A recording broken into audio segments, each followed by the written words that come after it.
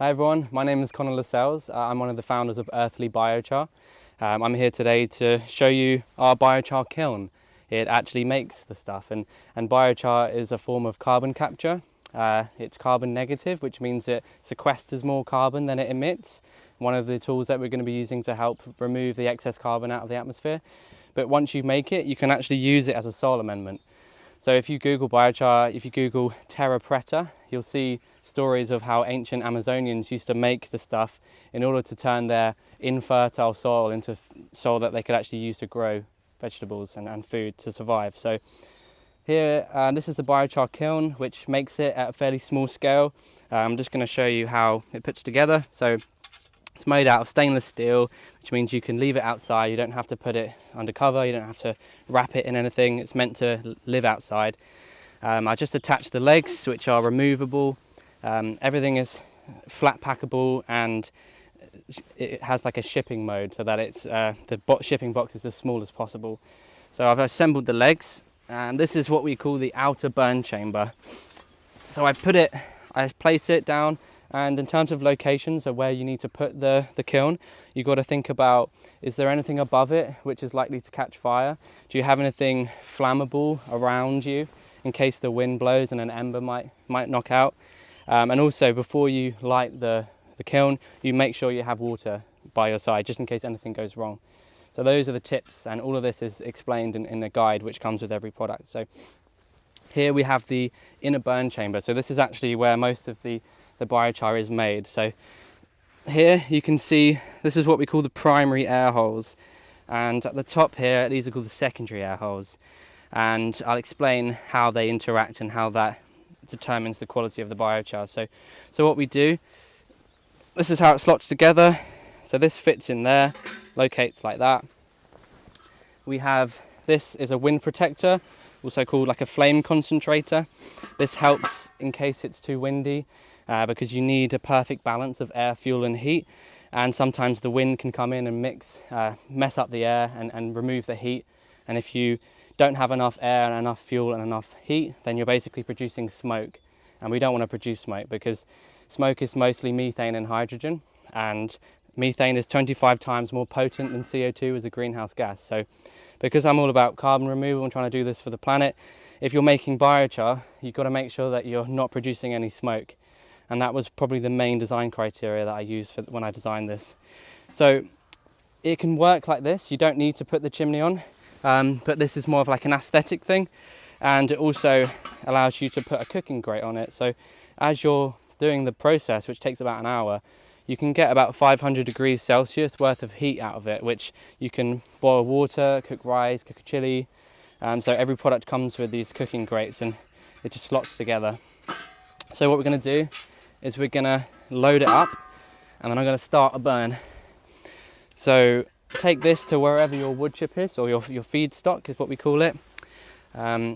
Ideally you want the type of feedstock which is easily pourable and homogeneous. So it needs to allow the air to flow as evenly as possible. That basically promotes an even burn, and it makes sure that all of it turns into charcoal biochar, not ash, and it means that it burns at an even rate so that you don't get half burnt bits next to completely burnt bits which are just ash. So if you can find wood chip, you can either generate that from your own supply of wood if you have a wood chipper, but what I do is I just make friends with my local tree surgeon. This is a waste product for them, and they're most of them are more than happy to allow you to fill up some old compost sacks full of wood chip. And what you have to do is you have to wait for the summer, or when it's hot, you take a tarpaulin and you spread all this out on the tarpaulin, and in a summer's day, if you sort of rake it maybe once just to make sure the bits on the bottom can go to the top, then you can dry it all fairly easily. And obviously depending on how much space and how many tarpaulins you can have, you can dry quite a lot. What you do is once it's dry, you put it into a sort of airtight, watertight container, so like an old bin or maybe some heavy duty bin bags, and then you can store that for later use, so you don't have to constantly dry feedstock in if you want to make biochar. You can also use kindling. So some woodland management projects, they produce they finance the woodland management by selling kindling, and by managing a wood you're letting more light in. That light stimulates the flowers attract the butterflies attract the birds. So to manage a woodland, it means you're actually increasing the biodiversity. So to help with that, you can buy kindling from them, and that works pretty well. So what we do is, all we have to do is pour the wood chip into the burn chamber. I always use one of these buckets just because they're quite easy to pour. You can use sticks and other feedstock, but you have to arrange it so that there isn't really any large air gaps, and you have to arrange the wood so that it's quite evenly stacked, which can take about 10 to 15 minutes. So I always try to use wood chip because you can just pour it in less than a minute. So what you want to do is you want the wood chip to go no higher than where the secondary air holes are. And I'll explain why that's important in a second. So once you've filled it up, you just lift it in. It has little tabs which locate it so that it's central. And what you do is you get a way of starting the fire. So you can do like a traditional fire where you just have some tinder, you put some sticks on there and you can start it small. And then once you've got some hot coals and some embers going, you then want to spread them around the fire, around the wood chip. The goal is to get the fire burning as evenly as possible so that this side is not burning faster than this side. Because what will happen is it will reach the air holes at the bottom, and when it reaches the air holes, the fire, it will actually start turning that charcoal to ash. And if this side is only over here, then you'll have ash on this side and half burnt wood on this side, and that's not ideal. So if you're using homogeneous feedstock, which is why I use wood chip, then it can have an even burn. So here I'm just using some firelighters, but you can use sort of bioethanol or any sort of accelerant that you're happy with, trying to avoid sort of petrochemicals if you can, or you can just start like a traditional fire like you would if you were camping. So I just spread the rest of it in, and what I want to do is sort of poke it in a bit so that when I light it, it has bits of wood chip that sit on top of it. So I just get another little handful and just finish it off like that. Take note of where you put the firelighters because sometimes you can lose them. So just try and space them as evenly around as possible. Then all you have to do is have a lighter. I just have a blowtorch I got from Screwfix, so whatever you have available. And what you want to do is just try and reach the firelighters, and you will notice that there is a little bit of smoke, which depends on how you light it and what fuel you use to light it, but the whole goal is to make sure that there isn't any smoke because, as I said, it's methane, but unfortunately it's fairly unavoidable for the start. But overall, the design of this kiln reduces the smoke by about 90% in comparison to sort of traditional charcoal production, which doesn't really prioritize the burning of smoke. Now there are some charcoal kilns which you can get which do burn the smoke. One of them is called Exeter Retort, and I really like that company, so definitely check them out if you're looking to make charcoal for barbecues on a larger scale. Their product produces about 150 kilograms of charcoal per burn, whereas this product, we do it in litres because biochar absorbs water so much, so this will make between 5 and 10 litres of biochar per burn. So you just got to, the start of the process is the most important part. You need to make sure that that fire is burning as evenly around as possible. And if you can get hold of bioethanol, it's by far superior to what we're using here. So once it gets going, you can put your flame concentrator on, and that will help to provide a bit of a draft, and that will actually force the smoke into the center, and that allows it to be burnt and combusted into CO2 rather than methane. But this is why it's super important to get the start of the process right, because then you can start it with very little smoke. And as I said, if you can get hold of bioethanol or some sort of accelerant like that, then all you have to do is just spray it over there and light it, and it just whoosh, and it's up and going. This is a bit more of a gradual process with the firelighters that I'm using. Put the flame concentrator on. What that will do is it will start to actually act as a chimney and that chimney will pull air up, and that will start to pull air into the primary air holes. So the way this burns is kind of counterintuitive. Usually when you have a fire, you start small and then you add to it as it gets bigger and bigger. But here you're loading it to its full capacity, and then instead of lighting it from the bottom, you're lighting it from the top. And then it burns downwards, similar to how a cigarette would burn. So air will be pulled in from the bottom. The air will enter through the grate that I showed you earlier, the primary air holes. It will rise through the feedstock, through the wood chip, and it will reach the fire. And what the fire will do is it will move downwards towards where the air is coming. And what happens is the oxygen in that air will react with the methane and the hydrogen to form CO2 and water vapor. And in order to make charcoal or biochar, you need to basically heat wood in the absence of oxygen. So the way that this creates a low oxygen environment is because the air only goes as far as the fire, and as the fire moves down, it leaves a layer of charcoal behind. So wood burns twice. It burns from wood to charcoal, then from charcoal to ash, and it needs oxygen at each stage. So we give it oxygen at the first stage because the oxygen is coming from the primary air, going through the feedstock to the fire. It's being used up in the fire. And then what happens is once we've converted all of our wood chip into charcoal, it will form sort of a charcoal layer as it gradually goes down. And when the charcoal reaches the bottom, it will start to be exposed to air. And that's when you want to stop the process, because you don't want the charcoal to turn to ash. So the reason why it's low oxygen is because the oxygen only goes as far as the fire, and then everything above the fire is the low oxygen zone. So it's key to, that's why it's really important to choose your feedstock carefully and to light it carefully, because you want that even rate. You want the burn to be going down at an even rate. So what happens then is that the smoke, which you usually associate with charcoal production, it will be rising through the charcoal. It will come out here and it will actually start mixing with the secondary air. So what I've got is radial holes, and this will be a bit more clearer when it's further down the process.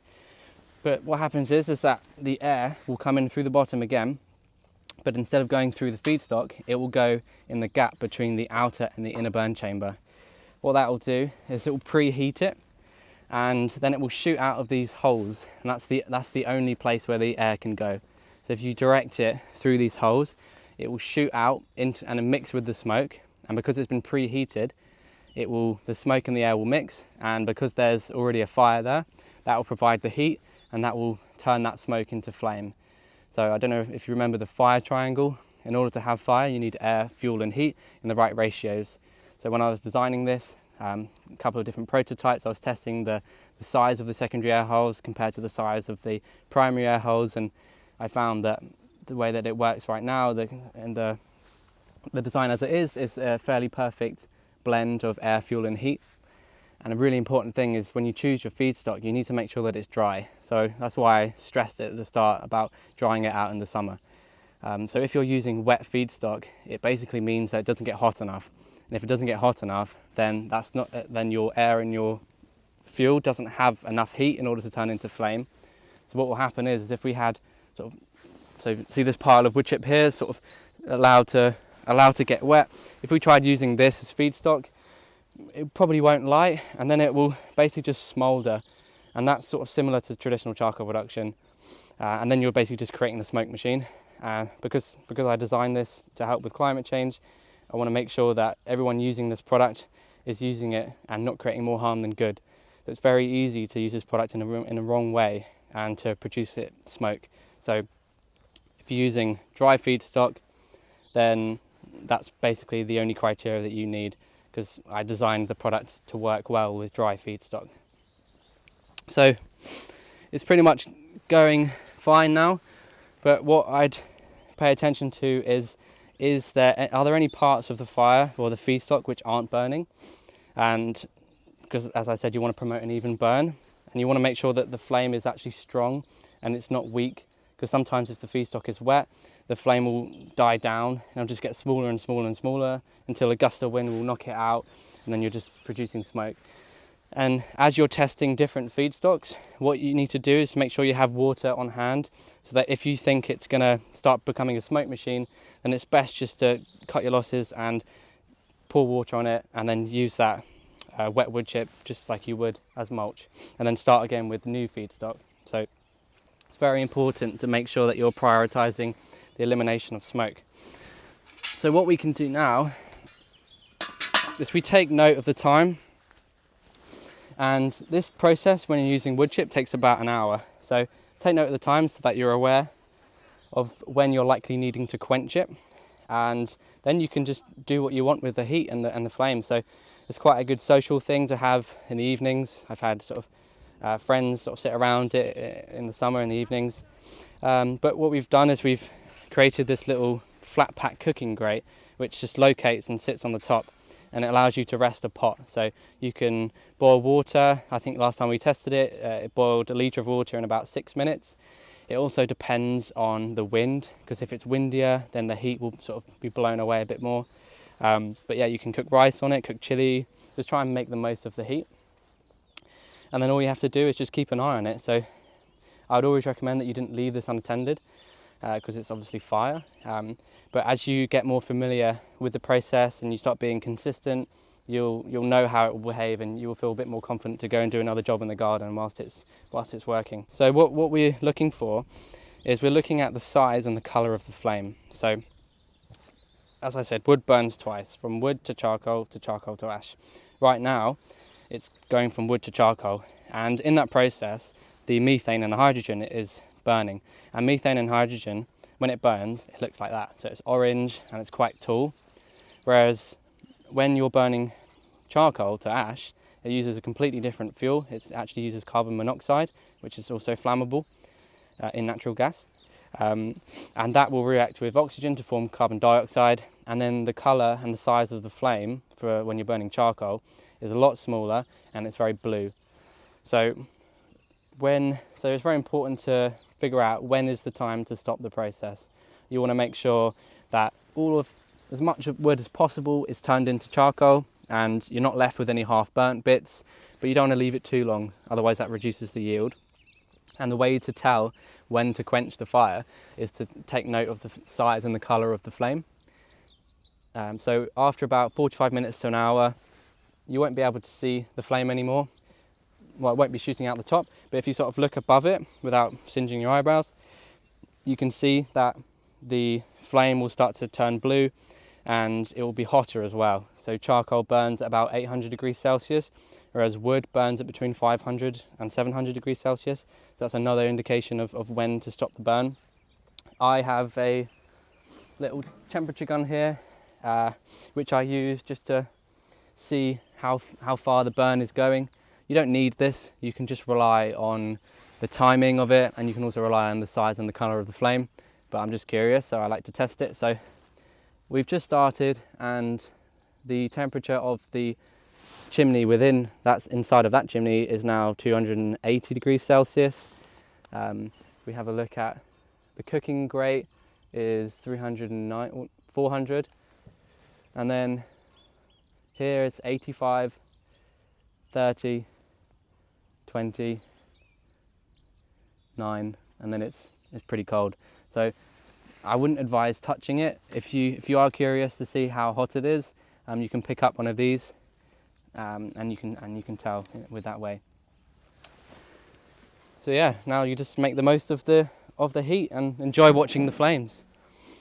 We don't have anything to cook today, but as I said, you can save money on your electricity or your gas bills by making use of this heat. So the flame's now not coming out the holes? Yeah, you can see that the flame is now no longer shooting out the air holes. You can see that it's almost died to the point that it's invisible, and you can see that the colour of it is a lot more blue.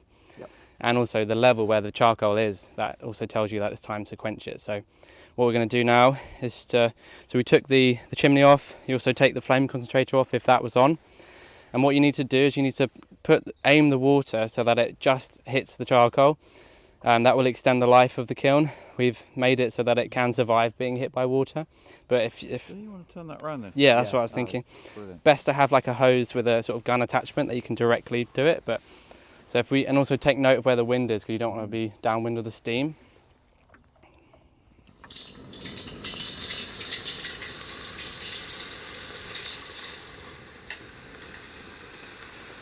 So just add it slowly, and then you just try and move the water stream around.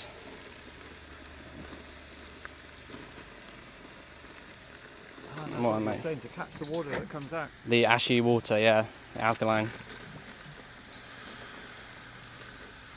So yeah, just move it around, and you just do it slowly until you stop hearing the hissing. Out of the bottom, as well as the water, there is a bit of ash has been falling out. Is that also a sign of completion? Yeah, so that means that the burn has got to the bottom, right. And then the air is now exposing the charcoal, and it's reacting with the charcoal to form ash. So that's another indication. Right. It's a fine balance between making sure that you've converted all of it to charcoal, but you don't want too much ash, and you don't want to be left with too much half carbonised wood. Yeah. But it's not the end of the world if it's half carbonised, because that will just break down as wood chip does in compost. So you have like a bit of both going in. So we'll add one more. I usually use about 2 watering cans. Just do it slowly, and just try and get the edges where the water didn't hit initially, because charcoal is very stubborn.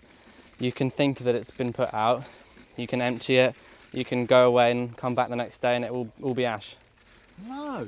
So it's really important that you are super careful about. This is so interesting. You make sure that it's definitely out, and once you've.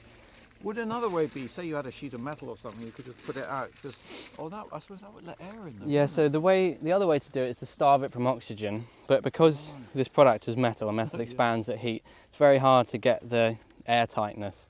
So if there's a tiny little bit of gap of air, that will go in and turn it all to ash. Wow. So some biochar methods rely on that. They're called a retort method. The old-fashioned guys do it. They starve it of air completely. Yeah, so they plugged the air holes at the bottom and at the top, and then that basically means that the air isn't really going to get there. Right. And then it would just cool down over time, and then it would be put out. Over a week they would leave it, would it be? Yeah, it depends on the size and the kiln, but you obviously need to. I think you can come back in. I think maybe 24 hours would probably be enough time for it to be cool enough to actually empty. But sometimes if you do it too soon, you open the lid and you get a rush of oxygen in there, and then boom, that'll be lit up again. So, but the reason why we use water is because it's the safest way to end the process. It's also because you're going to be using this in soil. It doesn't really matter if it has water in it. Also, when you're emptying it and you're handling the biochar, if it's dry, it can give off dust, and you don't want that dust. You don't want to breathe that dust in. So the way to keep the dust down is to wet it. And also there is some evidence to suggest that the steam which is created can help flush the pores of the biochar to increase the surface area. But I haven't measured that in this kiln. So yeah, now you can touch it. So you can see like the original structure of the wood, and some of them sort of curl up when they get cooled. They sort of like curl up with stress, but yeah, the way to tell is to just crush it with your hands, and does it crush really easily. Yeah. If this was dry, if you would drop it in there, it would sound like glass. It would sound like metal hitting, touching itself. This feels cold. Yeah. So what we can do now is, because I have a temperature sensor gun, I can actually test to see if the handles are safe. So they're reading about 70. So I could use the gloves, but what I'm going to do, just to make it even safer, I'm just going to use some of this water to touch the handles. This is what you're saying, you don't want to do too much of that because it stresses the metal. Yeah, exactly. When you're bringing metal from hot to cold, you're causing stress and it warps, but we've designed this so that it can warp. It won't, it won't, asbestos hands. Yeah, so I wouldn't. Yeah. This is why every kiln. It's not excessive. No, every kiln comes with a pair of these welding gloves, so that people don't have to. Just trying to make it as safe as possible. So yeah, we designed it so that it's quite easy to empty. Just comes out like that. you don't have to pick the whole thing up. And then if do you want to get one of these buckets available? Oh. So if we take it there. So what I'll do, just to be even more safe, there's the water. I'll just add a little bit of water on the bottom.